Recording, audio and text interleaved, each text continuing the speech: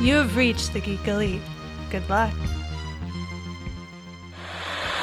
Hey, Nerf herders. You sure you want to go with that? Hey, everyone? There we go. More inviting. Have you ever had a movie that you really wanted to love, but something holds you back? Or one that you did love in spite of a flaw? Well, I'm Case Aiken. And I'm Sam Alisea. And on Another Pass, we sit down with cool guests to look at movies that we find fascinating. But flawed. And we try to imagine what could have been done when they were made to give them that little push. We're not experts. We just believe in criticism. Constructive criticism. Sure. So come take another pass at some movies with us. And every now and then, we can celebrate movies that did it on their own, too. You can find us at certainpov.com or wherever you get your podcasts. Pass it on.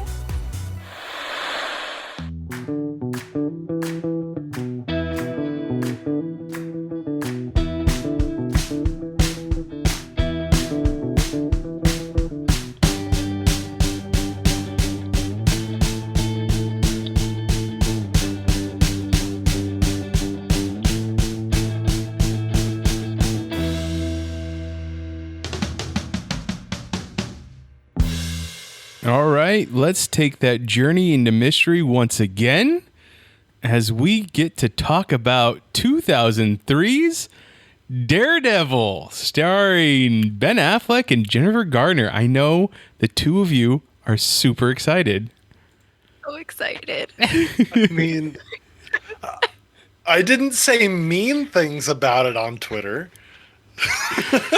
Well, I was going to say, you know who kind of did, Ian? Our guest tonight. We're welcoming back Jessica from the Love of Pages podcast and United States History of Women. Wait. United States of Women. United States of Women, a history podcast. See, I recovered. And the Geeks United Watch. States of Women, history is cool. And VHS Gems. Jessica does more on this network than I do now. It's insane. Really? I do? Because I was trying to, like, last time I tallied, I was like, no, he's still doing a little bit more than me. And I was saying this before we actually started. Mitch, I'm happy if she's doing more on the network than you are at this point. You've worked so hard for so long. You don't drink water when you need to. You don't sleep when you need to. You're like, no, I need to have a mic shoved in my face 24/7. Why is so you've earned it. I mean, and then I drag you back in. I feel like, if you're gonna do something, you might as well monetize it and just get other people to listen and watch. I mean, full send it, right? Why do you think I stream when I play video games? You're gonna be playing video games anyways, right? Right. Let's make a little bit.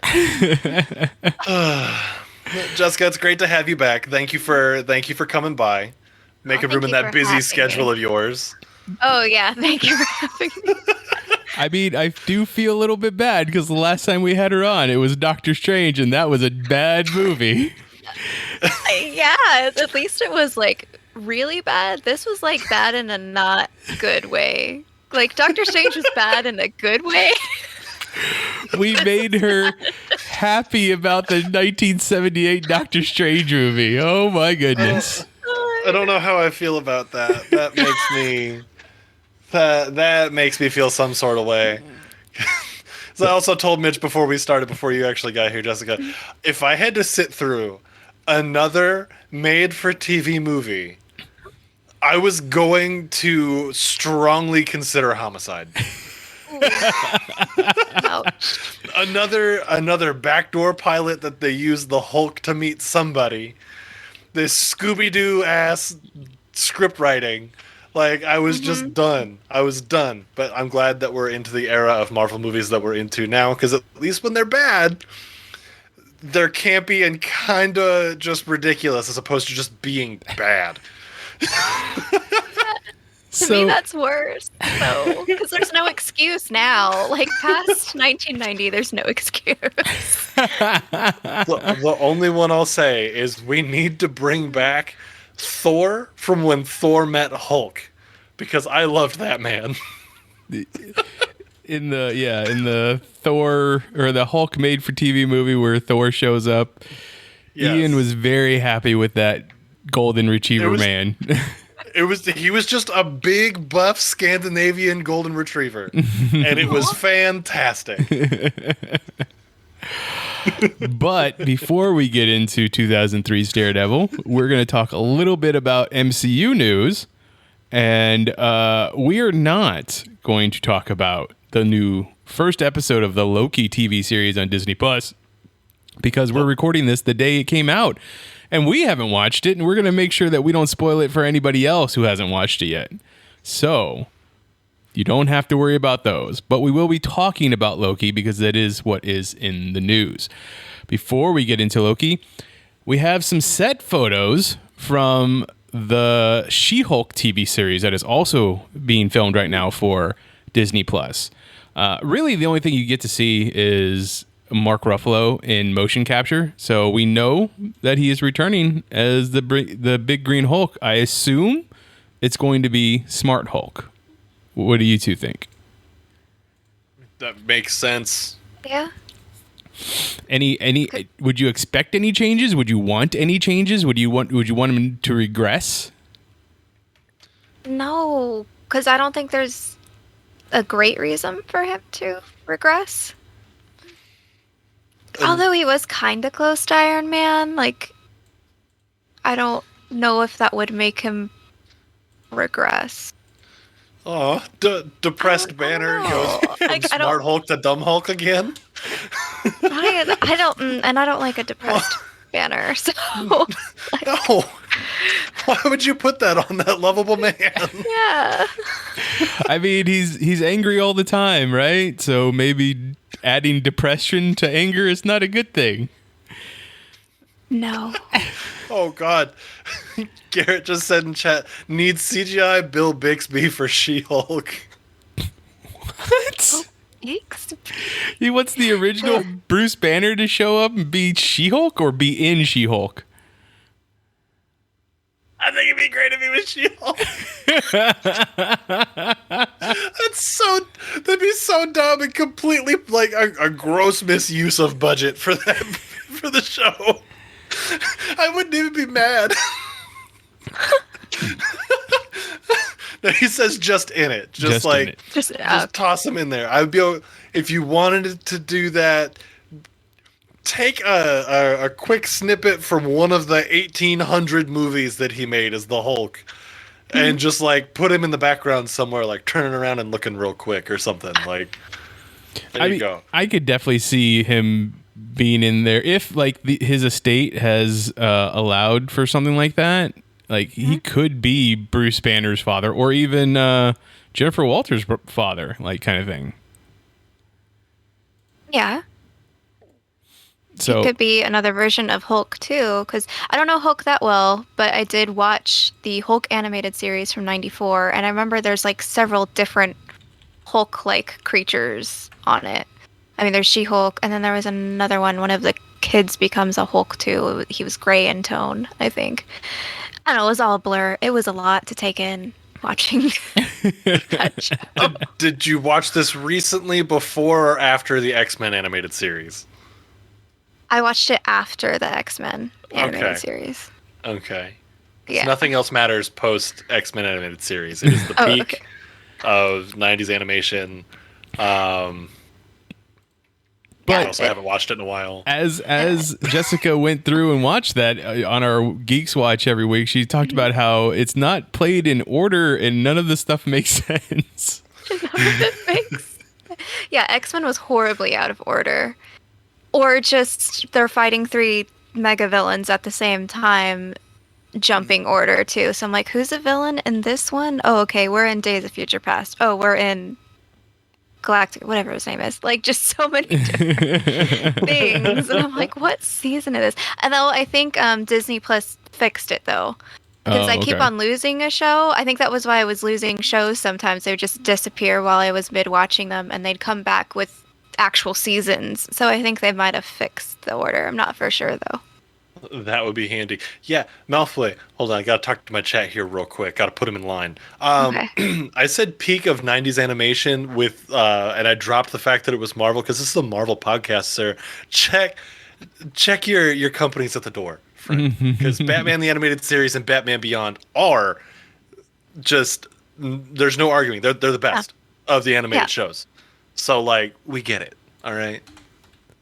Do you get it? I don't know. I was unnecessarily catty. I'm sorry. I miss Malfoy, and I had to give him some attitude somewhere. Anyway. The set photos show you that the filming name of the series is Clover. I don't know. I guess Green. That has to be it. Yeah, Green Clover, Green Hulk. And then we also have an actress by the name of Anise Almonte, who is as some character on the show. I don't know who. But are you excited about that series as much as you are about the ones that have already come out in Loki? I don't know much about She-Hulk in general, so I'm about as excited as I can be having no knowledge of the character. Unless you can promise me it's going to be a courtroom drama. In which case, if it's a courtroom drama, I am all the way here for it. Jessica? That would be fun. So I only know She-Hulk from that animated show, and I absolutely loved her to death in it. She was like the best thing about watching that show. Just the fact that she became She-Hulk and she felt like it made her a better person, and she was just like, I'm mean green, like boys love me, just why would I want to be normal? And Bruce Banner's all like, oh, the Hulk sucks, he's a horrible angry monster, and she's just like, this is great. Like, she is, and then she's a lawyer, like that's awesome too. She has a really cool job. She's just big. It's nice to see yet another Marvel strong female heroine. She is definitely the opposite of Bruce Banner and the Hulk, like how she approaches her newfound life. One of the things that is bad about She-Hulk, and that's only because the creators at the time at Marvel were terrible white dudes. As soon as she became the She-Hulk, it wasn't enough that she was a lawyer. She also had to be a supermodel. Supermodel. Yeah, I saw that where she became a supermodel. I'm like, well... Which I don't like hate that though, because I also like I'm one of those people that I think a princess can also be a warrior kind of thing. Like I like when super badass warriors are also very feminine. Like I think that's realistic. I don't think you need to choose between the two. So I didn't like hate it, but I was like, and then like later on she does do a case in the show too, and I'm like, yeah, she actually is still a lawyer. But I mean, isn't that just male fantasy right there of just being a lawyer is not enough? We're gonna have to put you in a bikini and make you a supermodel too. Like, come on. Yeah. You're gonna have to defend this case while modeling. Yeah. Because being a lawyer isn't just trying enough; that you have to also do a supermodel career. Get it? It's not trying enough as a lawyer. Hey, I mean, I kind of like meant it, but didn't mean to do that. Like, I don't know. So, I would love it if this was a way to sneak in the Netflix Daredevil into this, because she's a lawyer, he's a lawyer. Congratulations, they're both in the same room at the same time, confirms his existence. Next thing you know, boom, Daredevil season 4. Here we go. So the rumors are that Charlie Cox reprises his role as Daredevil in Spider-Man No Way Home. So we'll see if that happens. He might end up showing up in She-Hulk. One of the great things about She-Hulk in the comic books is that she was one of the few characters before Deadpool to also kind of know that she was in a comic book. She used to break the fourth wall. One of her... looks like we... Oh, there she's back. There we go. She used to... Like, one of her famous covers is like, if you don't buy this comic book, I'm going to shoot this puppy. Like, kind of thing. So... it's definitely she was there to break the fourth wall. I kind of hope they do that kind of thing in the show. Like Tatiana Maslany should look at the camera and be like, "Do you really believe this? I can't." Like kind of thing. Hi, you may be wondering how I got here. See, my cousin, he's the Incredible Hulk. Yeah, no, I love it. I love it. I love fourth wall breaks. It's why I love the Muppets so much. So Good call. Good call. So, you bring up the Muppets. For a hot minute, I have wanted Muppets Endgame. Oh, like their version of it. Yeah, I want Muppets Infinity War and Muppets Endgame. Full send. Instead of like dusting away, it's just poof, and it's like the inside of It's just like fluff. teddy bear. It's like the fluff. It's just like. That'd be great. How great is that? Gonzo as Ant-Man. There we go. who's Fozzie Bear? What? Who's Fozzie Bear become? Oh, That's chat. Chime in on this. Like cast Muppets Avengers for us right now, please. I yeah. feel like Fozzie Bear is Black Panther, but I'm not sure. No, Oh, Gary no. just said he's Thor. He's Thor? Okay, I I was get it. leaning Thor or Star Lord. Star Lord would be good, actually. Holy crap. I'm so bad at their names. It's been so long. I'm Googling. Hold on before I say something stupid. I mean, while we're Sam the recording. Eagle has to be Captain America, right? Like, that's just where that Yes. goes. Yes, and that's exactly who I was thinking of. get- Scooter is a scientist, so Hank I Pym? feel like Scooter. I feel like he'd be a good Banner, actually. Oh, that's a for great Scooter. idea, yeah. Yeah. Here's the question of questions, though. Who's the Swedish chef?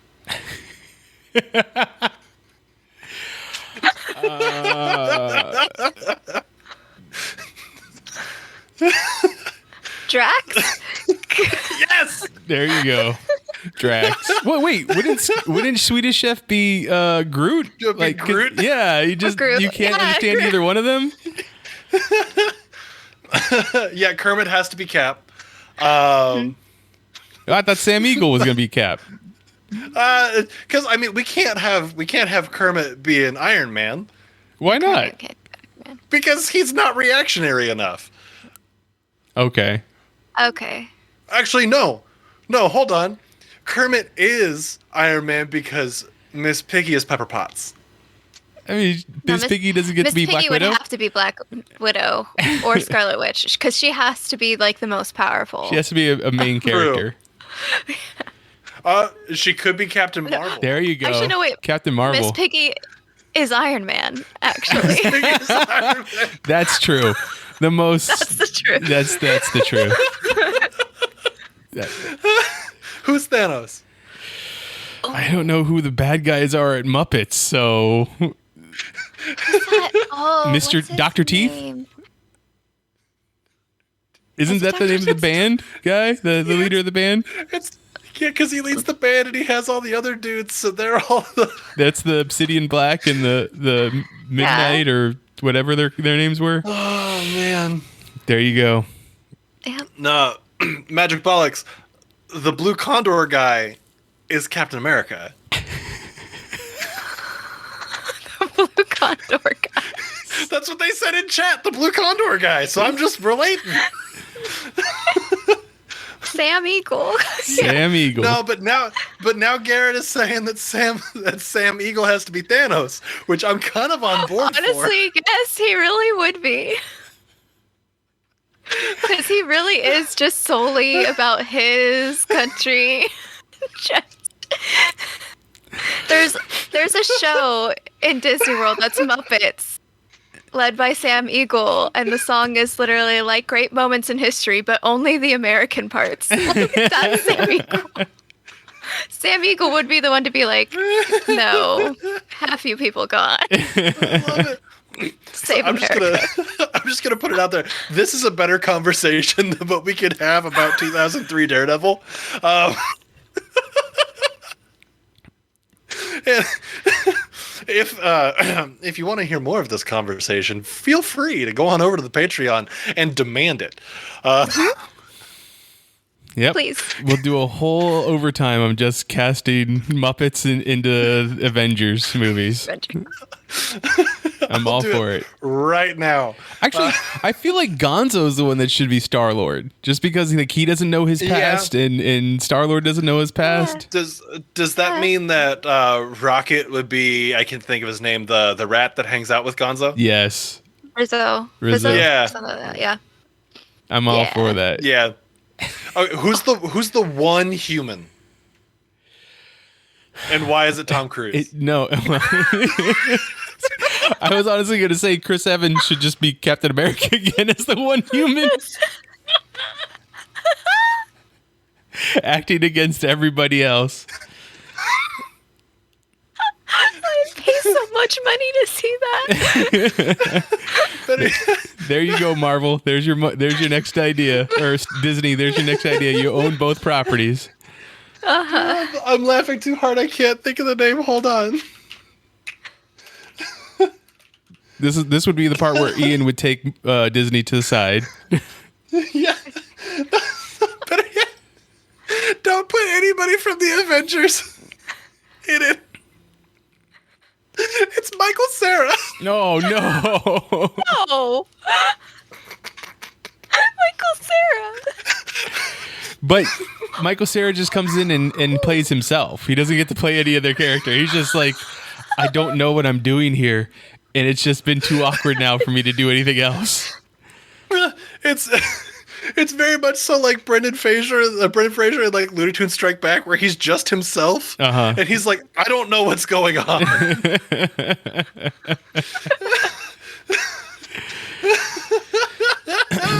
So hey, Mitch was exactly right. Disney, come here. Come Disney. You guys go. Feel free to talk amongst yourselves real quick. This is a private conversation.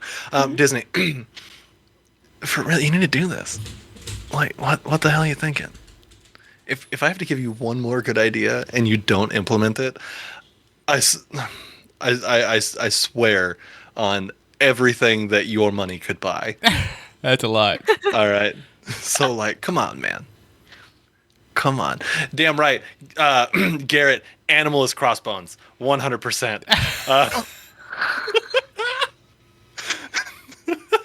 I mean, that's only because they haven't introduced the X-Men yet. Like, otherwise he'd be Wolverine, right?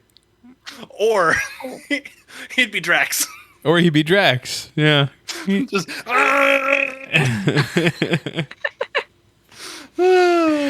okay, let's move on to some other news. Kevin Feige, during a press conference for Loki, talked about the fact that, I don't know if you two remember this, but in the days of DVDs and Blu-rays when these movies came out, they used to have shorts, like little Marvel shorts. They were called one-shots on the DVDs. It's where we got like Item 19 and I don't remember what some of the other ones are anymore. But yeah, we had little shorts that came on there. And at one point, we were going to have a Loki short where Loki was the manager of a Studio 54 like nightclub. And that got scrapped. Now, I don't know if this is for sure or not, but if you've seen the TV show Lucifer, it's kind of the same thing. The devil is, owns a nightclub and runs it and helps cops solve crimes. But I don't think the solving crimes part was going to happen. But it's kind of similar, so I'm guessing that's why that didn't happen. You said helping solve crimes. I want a CSI style show revolving around Loki. And that's all I have to say on that. He's just like, oh no, that part is from a 1964 Corvette. I know that. I know that. How do you know that? I like cars. Because then he just changes the part to that. Would you, the two of you, have wanted to watch this short if it came out? I mean, obviously, I'm guessing you would have watched it, but would you have wanted to watch it?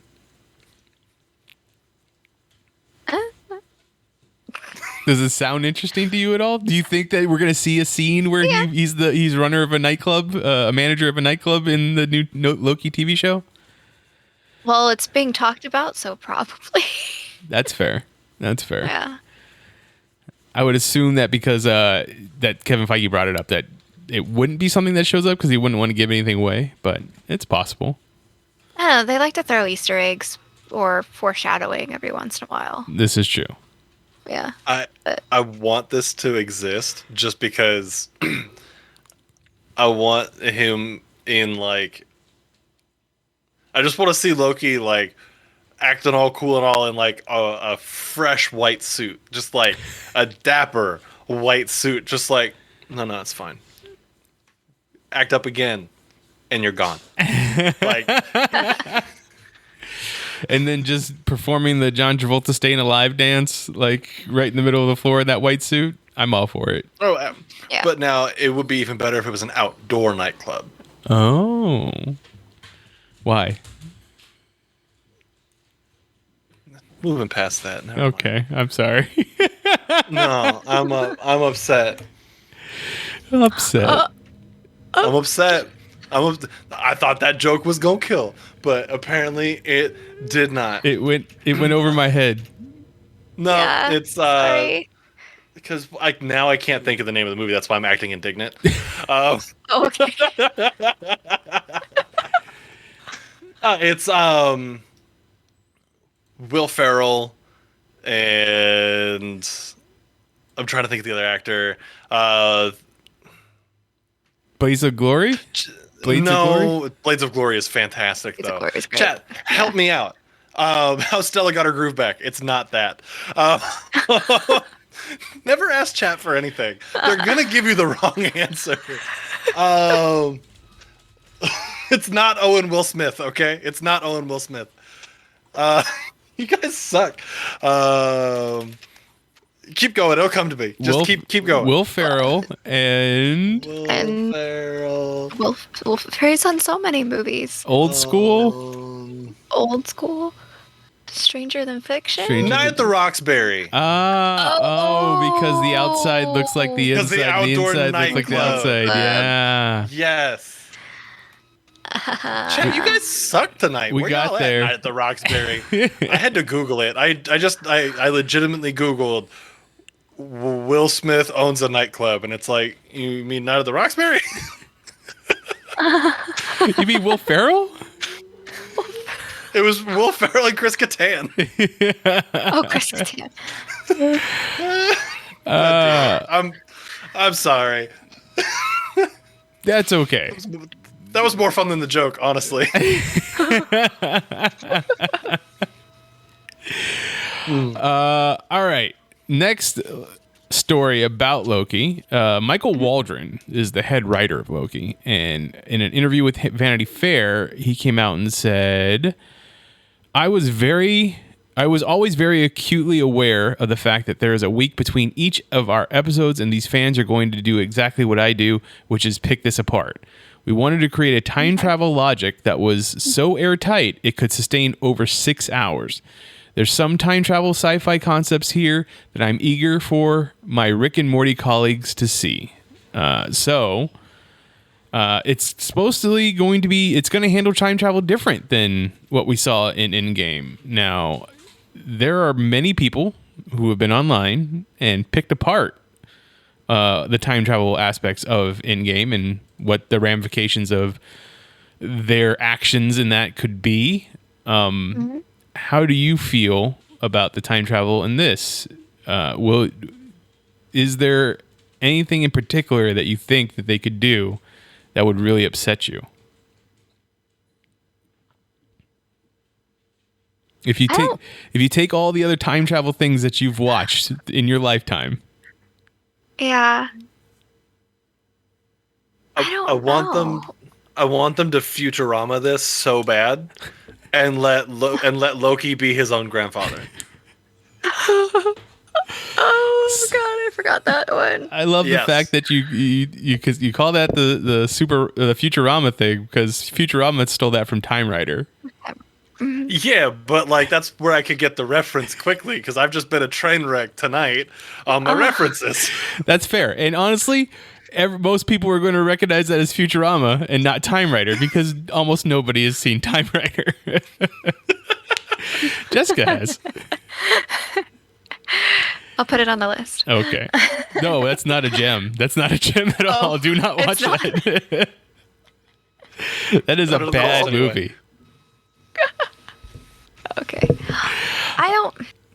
I've read so many time travel novels, so the idea to make a time travel show that people can't pick apart easily is kind of unbelievable to me. So I'm curious what theory they use. It's the only one I could think that they could use is time travel is actually interdimensional travel as opposed to traditional time travel.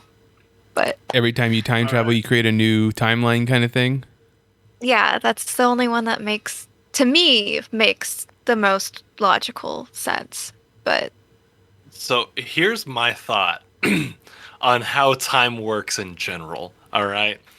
So I think that there's just like an infinite number of timelines. Think of them stacked on top of each other, right? And we ourselves live at a diagonal across all of those, where every second we're just kind of like falling into the next reality of ourselves. Ooh, okay. And yeah, it's real. It's real out there, but like. Because, like, I'm experiencing the choice that I just made, but that doesn't mean that in a different timeline I haven't made that choice. So why am I here and not there? Because I don't live time linearly, at least not in the same direction. It's going this way. I'm going across it diagonally. So still moving in the same direction, just kind of different. Okay. And that's why eventually we die, is because we run out of timelines. Is it funny that I pictured your timeline or your like example of time as like a plinko from Price is Right? Like as it hits one thing, it goes to the next, and just every decision you make makes you fall to a different you. I mean, that's a good way to put it. All right. Hey, you know what? I think that's fair. I would like to know how they're going to deal with time consequences, so to speak, in the show. So I'm excited to see where we go. What did chat say that was so hilarious? I'm sorry. Magic Bollocks is just going off about stuff, and then actually, and then my sister jumps in and goes, "So I got here just in time." What is that? I got here just as this has 10 speed. I love you, but your typos, lady. So pretty much, I got here just in time for this out of context Joe Rogan vibe.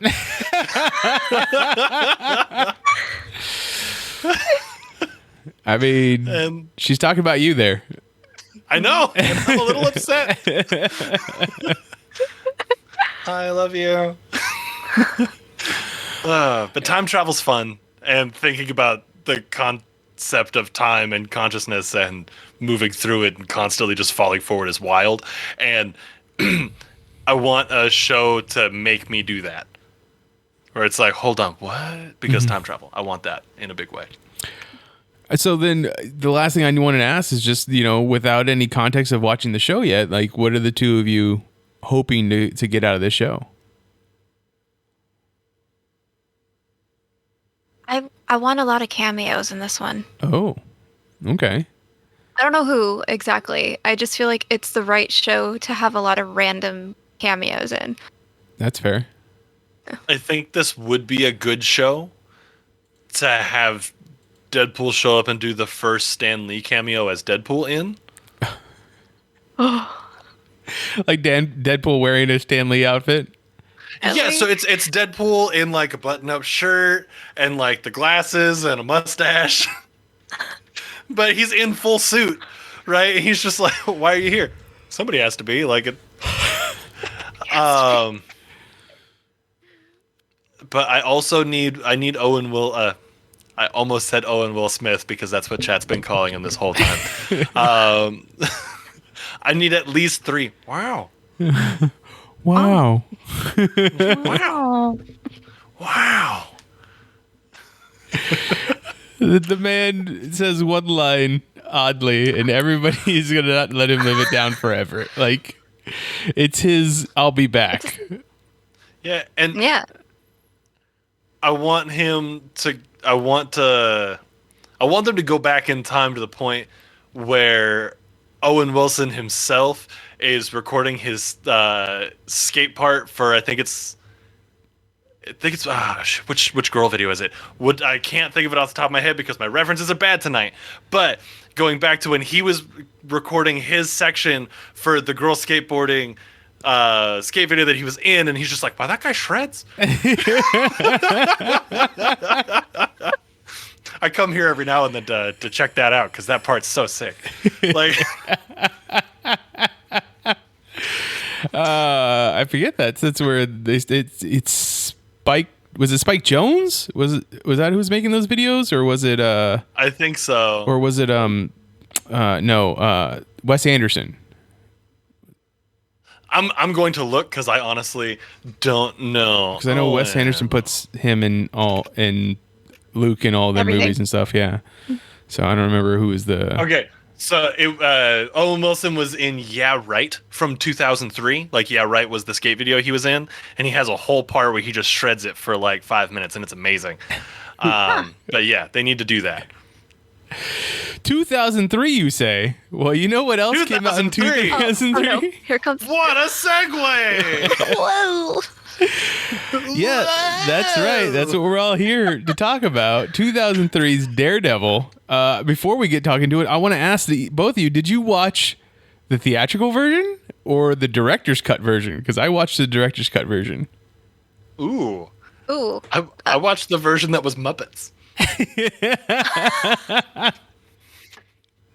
I think it was theatrical. I don't know. I got it on Prime. Did you see Coolio in the movie? The rapper Coolio? I did not. I don't think so. Then you watch the theatrical version. There is a whole subplot of Matt and Foggy defending Coolio as a murderer throughout the movie that gets cut out in the theatrical version. It essentially throws more dispersion on Matt's powers because both Coolio, you know, how in the movie he's constantly listening to people's heartbeats to see if they're telling the truth or not.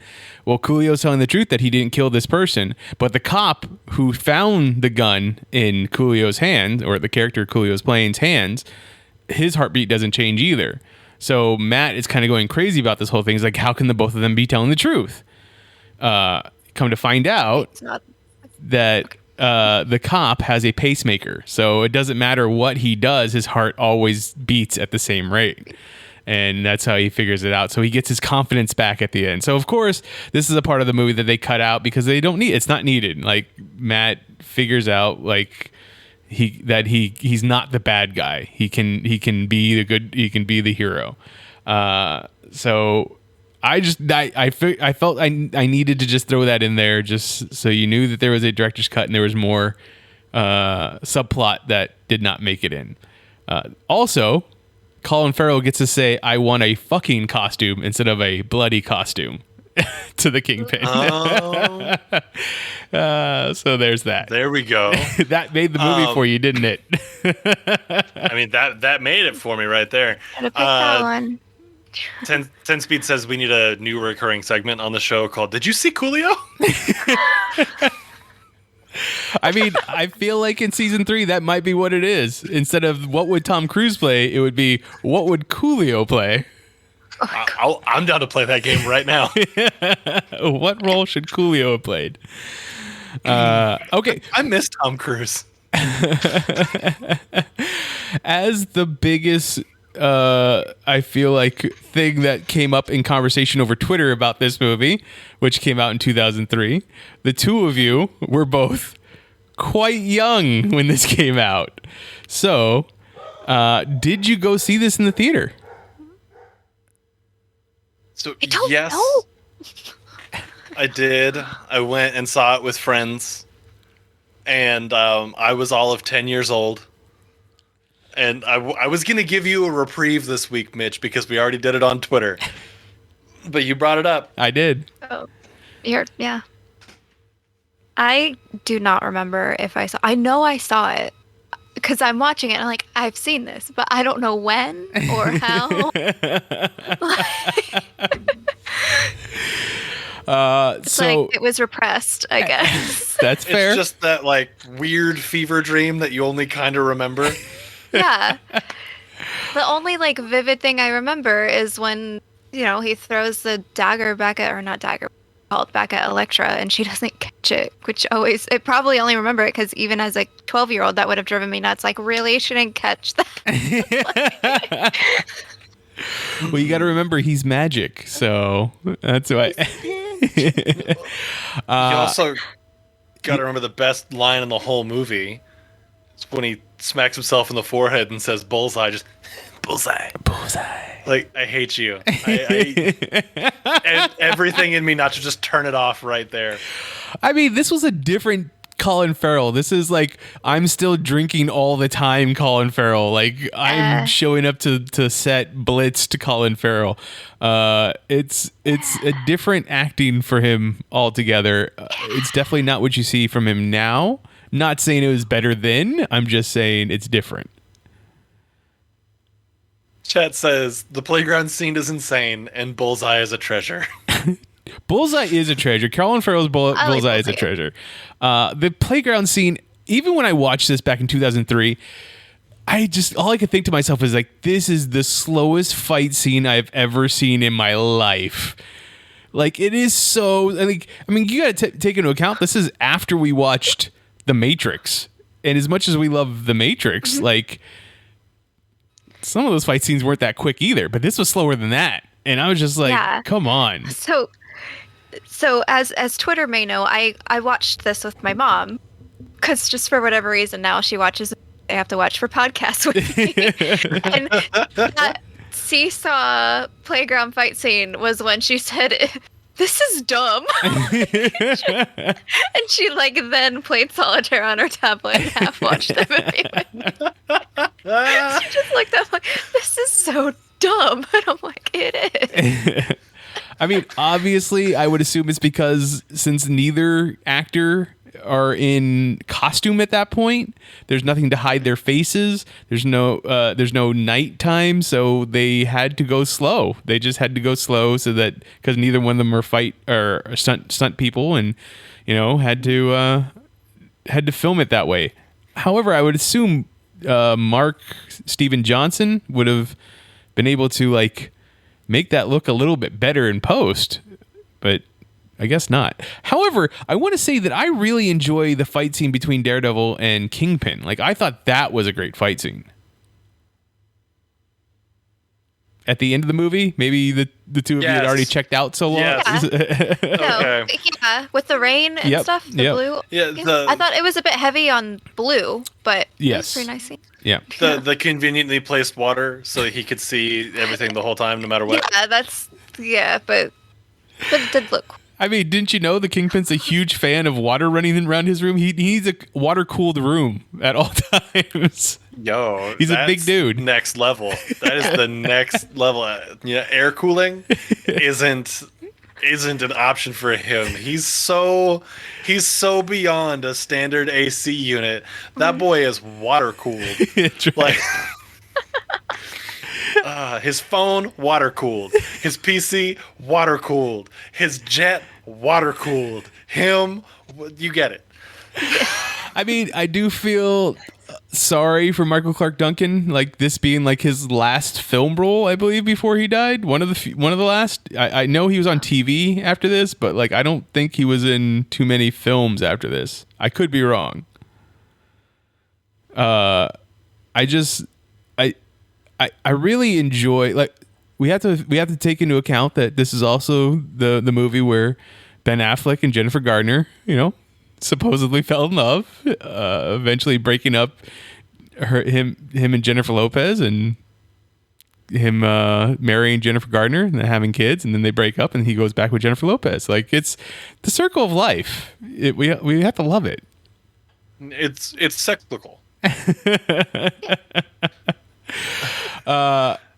I also don't care for the way that they portray Foggy Nelson. Now, it is Jon Favreau who we will then go on to help create the MCU as we know it, but his Foggy Nelson is just so inept, and it's like that.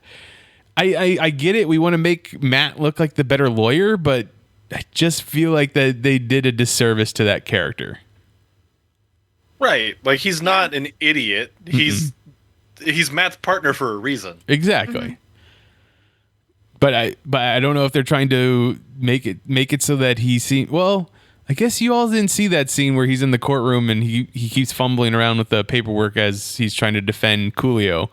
But like he can't even figure out like what to say to his client that's on the stand, and just fumbling around with papers. And he's like, because Matt didn't show up that day because he's moping, because I believe it's because Electra thinks that he killed her father.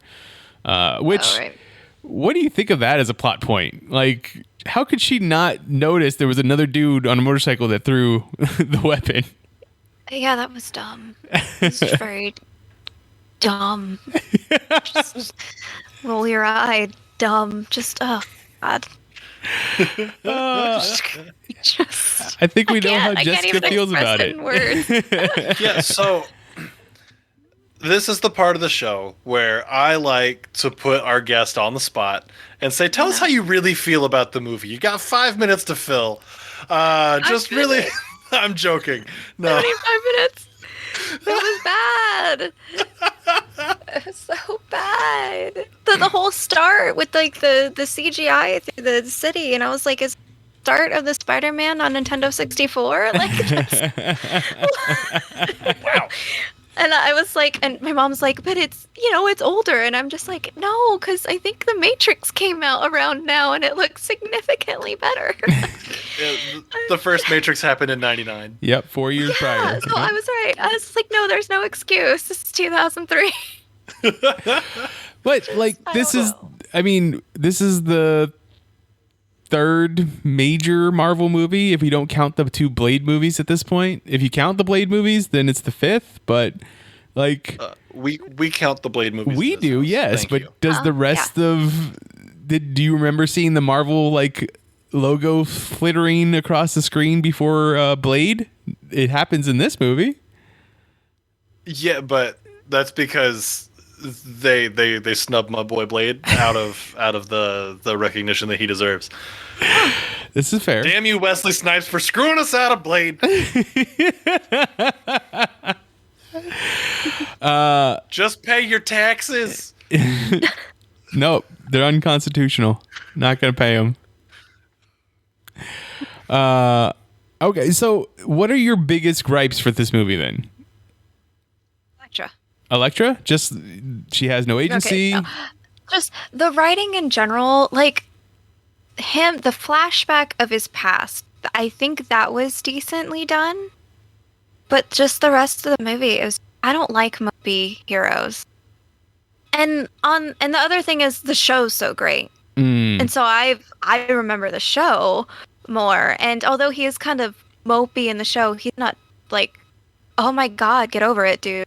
In the show, like this one's like, oh my gosh. And it's probably because the show builds up and you understand it has the time to do that, so it's really not fair to compare a show to a movie when it's trying to do the same thing with less time. But I don't know, it's not that it was acted really bad, it was just the writing was just, I guess, campy, just cheesy and depressing and just like dumb. Like, it's, being all depressed over Electra dying, yeah, sure, but like you literally just met her. She's kind of crazy. And what's with those green eyes? Like, why are her eyes green? I even looked it up. I didn't see her eyes green in the comic. Yeah, I don't know if that's a thing in the comics or not. Yeah. I don't know why that happened. Is Jennifer Garner's eyes green? They're not green, are they? No, they're not. It looked like contacts to me. Oh. So it was just very off-putting. I don't know, just some of the choices. It wasn't a great time. So, and yeah, Electra is just so poorly written as like this strong bad. Like I know her from the show where she's like this badass mercenary that gives no shits, and then she's this one. I mean, I would say that's Frank Miller's fault because that's the way he wrote her when she was killed in the the Guardian Devil, I believe, book. Same way you see her get killed in this. Like literally taken from the panel of Bullseye sticking the side through her chest. And it not going through the back of her shirt was very interesting. Yeah, It's only so big. And that leather was just almost impenetrable. It's very strong. It's very strong. Right. Almost. It's Just, if only you had covered your whole chest. right. Maybe it would. That's the problem with female warrior armor, right? I mean, science has proven that the better armor that you get, the smaller the armor is, The and less skimpier it it is. covers. That's right. Because it's not even the better the armor, it's just the stronger you get, you need less armor because you're more likely to not get hit. There it is. So, believe in Gamer yourself. explaining. That's what that boils down to. Yeah.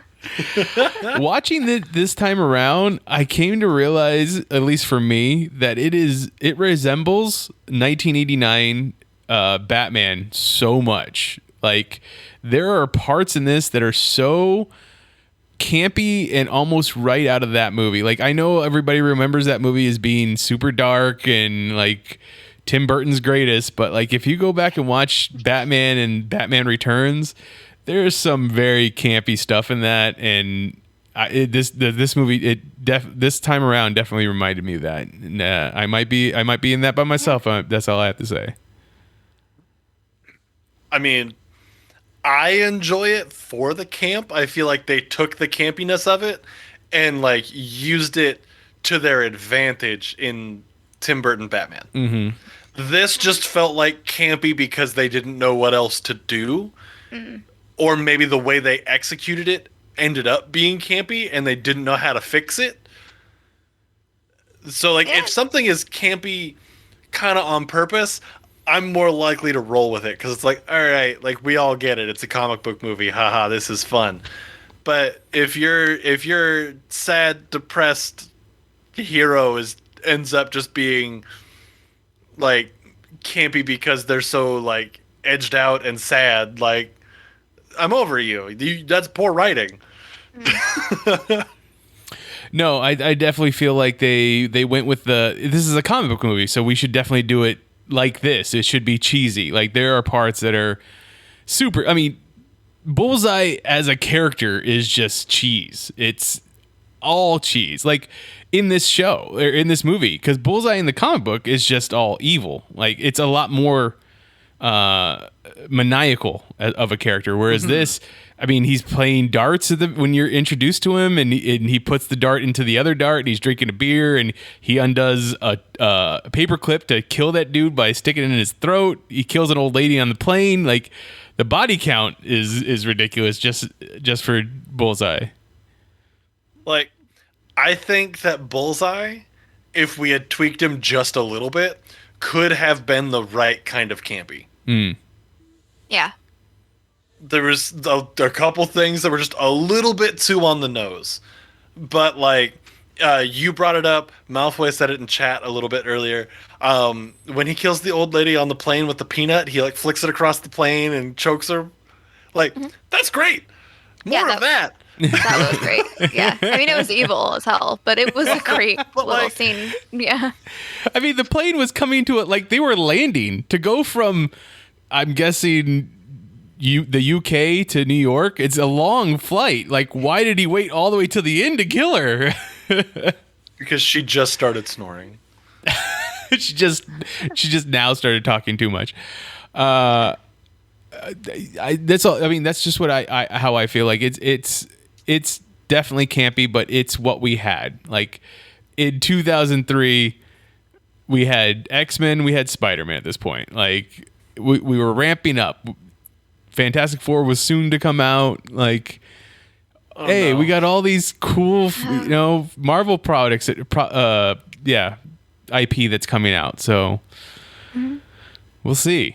But yeah, I mean, I love this movie, but I could understand anybody coming into it now being like, wow, this is horrible. I remember liking it as a kid, but then again, I was 10 and I was like, hell yeah, comic book, superhero, let's go. But now I'm like, oh. Yeah. It's just there's too much better now. Yep. I guess I'm judging very harshly. No, that's I like fair. the MCU so much, and I like that style right much more. Just the Yeah, Magic Bullocks had the best take on this just now in chat. He said Colin Farrell is the only one who knew what kind of movie he was in. Oh, that's fair. Like, but that is fair. Ben Affleck apparently is just a huge fan of the character in general. Like, he Doesn't show. I mean, I think it does. I think he keeps the idea of Matt Murdock pretty going pretty well.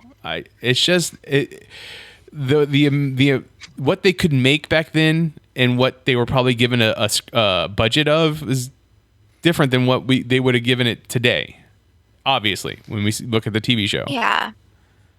You know what this movie was missing? What's that? Matt Damon. I feel like Matt Damon would have been good as Kingpin's like right-hand man, the one Owen character. Would have been great. Yeah. Would have been great. Yeah. But if we have Ben Affleck, why isn't Matt Damon in this movie? I'm pretty sure at this point the two of them were trying to do things separately so that they weren't always cast together. Mm-hmm. You wouldn't get the Vince Vaughn like Owen Wilson thing. But it works for them. It does work for them. Great. They got them an Oscar. I'm not mad about it. I don't think anybody's mad about it. I think it's an ego thing. Like, Good Will Hunting is great. Yep. However, I do want to talk about this cast because you have Ben Affleck, who eventually goes on to be Batman. You have Jennifer Garner, Colin Farrell, Michael Clark Duncan, Jon Favreau, Ellen Pompeo, like pre-Grey's Anatomy, Joe Pantoliano, Eric Avari, who plays Nachios. Kevin Smith shows up in this movie. There's all kinds of like Easter eggs about a bunch of different comic book writers. Bendis, Quesada, Miller, they're all named in this. The only person I really didn't care for was the young Matt. Like, that young actor just chewed up the scenery for me. He just was not good. And his bully was played by Tony Soprano's kid from The Sopranos. I can't remember his name. Okay. Yeah. I went back and watched the Cinema Sins after just because like I like to do that if I can find it. To see if like maybe I had the same kind of beef that they did. Uh-huh. But their take on the bully kid was like, oh look, it's the kid who only got the role because he was in The Sopranos.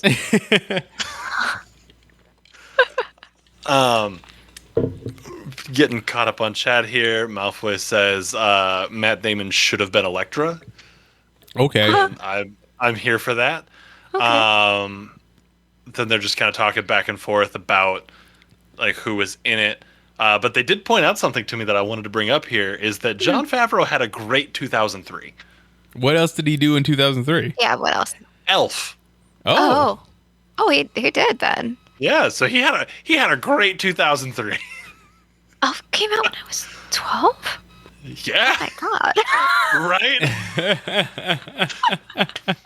I'm over here going, no way. Which just makes me think Mitch is just going like, oh god. Oh god.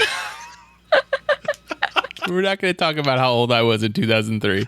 No, Mitch, we're gonna. So this movie came out February 14th, 2003. This was my birthday movie because my birthday is on the 19th, and I was turning 21. So I got to go see this movie and go out and drink. You had to go drink just enough to forget this movie. That's right. Oh man. Oh gosh. It was like I said, this is a nice nostalgic movie for me. I enjoy it, but it's not. I know it's not a good movie, and people don't like it all that much. Most people don't like it. I think. Were you drinking before you saw it? No, Yeah. I would have went drinking after the movie. Okay. Mm-hmm. So maybe the Makes sense. retroactive like brain cell killing is what helps, but it could. Magic Bullocks took a girl to the movie. It was a date. Hey, He said that it was not a good date movie. no, I wouldn't think it would be. No. It would not be. I hope she stuck around after watching that movie with him. I don't know. That feels like a red flag to me. How was your first date? We went to see Daredevil. That's fair. That's fair. Okay. What would you like to see in this movie show up in future MCU movies? I wouldn't mind if in Loki, when he's jumping around through time, if he jumped into these past Marvel movies that have absolutely nothing to do with the MCU. I think that would be sandbag hilarious. scene. Yes, the sandbag scene. That would be great. Who does that? That was like just a random room. Like it wasn't like it was a gymnasium. It was like a ballroom. What I always find interesting about that Sand all too. over that wood floor. What I always Who's gonna clean that up? find interesting about that too is that she obviously set up those sandbags herself. So it's not like she didn't know where they were going to be at. So you took all the time to set all them up. You knew where they're at, and then you just walked in the room and started stabbing them. That's it. I'm angry. I'm gonna set up this elaborate sandbag thing. Be angry, stab them, and then be angry, cleaning up all this freaking sand for the rest of my life. Which few hours, but still. But still, I'm sure she got their butler to do it. That's just rude, though. Just don't do that. so Garrett says that he would love to see Bullseye fight Hawkeye I mean, as the MC move forward. Ooh. if they ever Yes, got that'd be around cool. and mark this one off on your Journey into Mystery bingo card, Garrett. If they ever got around to doing Dark Avengers, Bullseye is the one that becomes Hawkeye. So the two of them going against each other would be pretty awesome as Hawkeye. That'd be great. Talking about Journey to Mystery bingo, I am too lazy to make a bingo card. So anybody who's not too lazy, if you want to go ahead and just tweet at Mitch and I, we can give you the things that we say for a bingo card, and I just need you to arrange it for me. Thank you. That's all I have to say I about think that. you'd be interested in knowing that I know of a certain person that is already working on that for us. Oh, then never mind. Well, scratch that. If it's who I think it might be, it's going to be great. That means it's either Case, because Case puts way more effort into our show than we do, or it's the one and only Peppermint Gentleman. And if it's Pep, it's gonna look fantastic and it's gonna be hilarious. It's not neither one of those. So there you Oh go. wow, I'm wrong. I'm upset. Mitch, this is my 2 weeks. Oh, Oh. you don't get to, I'm not gonna. 2 weeks. We got like 4 weeks until Black Widow comes out. You can't quit before Black Widow. Good. I'm glad you're just as invested in this as I am. That was a test. I'm proud of you. You passed. It is actually 4 weeks. Today, as we record this, is June 9th. It comes out July 9th. We have it. It's going to be. Black Jessica, I'm Widow. sorry you had to be here for that fight. That was very unprofessional. It's okay. I'm very sorry. We're family. It's fine. We're family. It's all in the network. So wait, what is it that you'd love to see come from this that would show up in the MCU in the future phases? I think it would be great if we got a revisit and a rework of the playground scene, the playground fight scene. Yeah. I think that'd be great. Yes, I would love that. And Yeah. both Malfoy and Magic Bollocks really want more Evanescence. That was gonna be mine. I'm sorry. Well, I was just gonna say more music videos in general. Is Evanescence still a thing? Are they still together? Let me see when the last time they put music out was. When was the last time they toured? I thought she went solo, like last year, maybe. No clue. Oh, she had a kid. I can't remember. So she more suddenly music can't videos, sing 'cause she had a Jessica. kid? All right. Well, I think she took a break because. Oh, she wanted okay. to, like It's raise. like, I didn't know Yeah. having a kid changed your vocal range. Actually, I'm sure it does. Actually, it does. I didn't know that. It changes everything. I was Really. gonna say, it puts I your mean, body through fair. something. And now I feel like a turd for making the joke, but like. And then our other question: what's the toy that you would love to see come from this movie? I want the sandbag playset. Stole Jessica's again. The sandbag dojo. That's right. You two Organ. kids can play with your own dojo that has sand everywhere. The like 5-story organ from the church. That would be awesome. Organ was ridiculously huge, and they kept breaking it. And I was like, that stuff is not easy to replace, guys.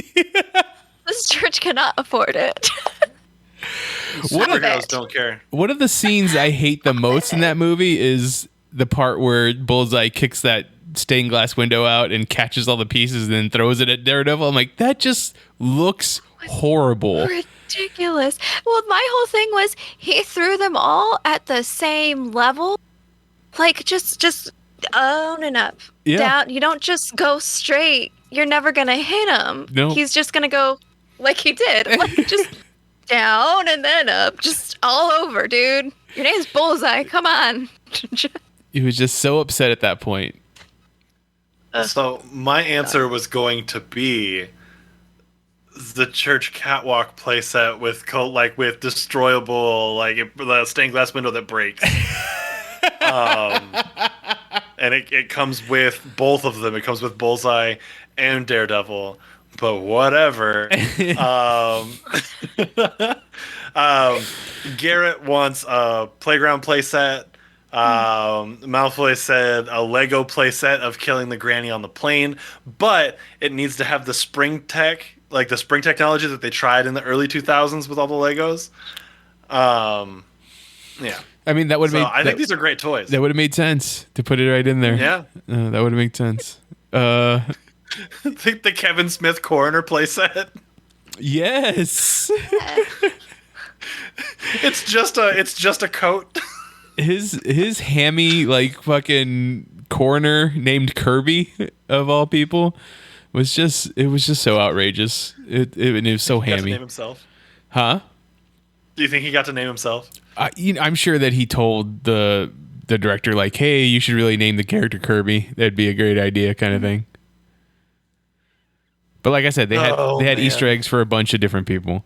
What did you like? I honestly loved the interpretation of Daredevil's radar sense in this movie. I liked how it looked. I know you said earlier that it was way too much blue, but I just thought in general that it was a good representation of what it would look like. Obviously, his 360 vision could have been done better, but I just thought the idea was good.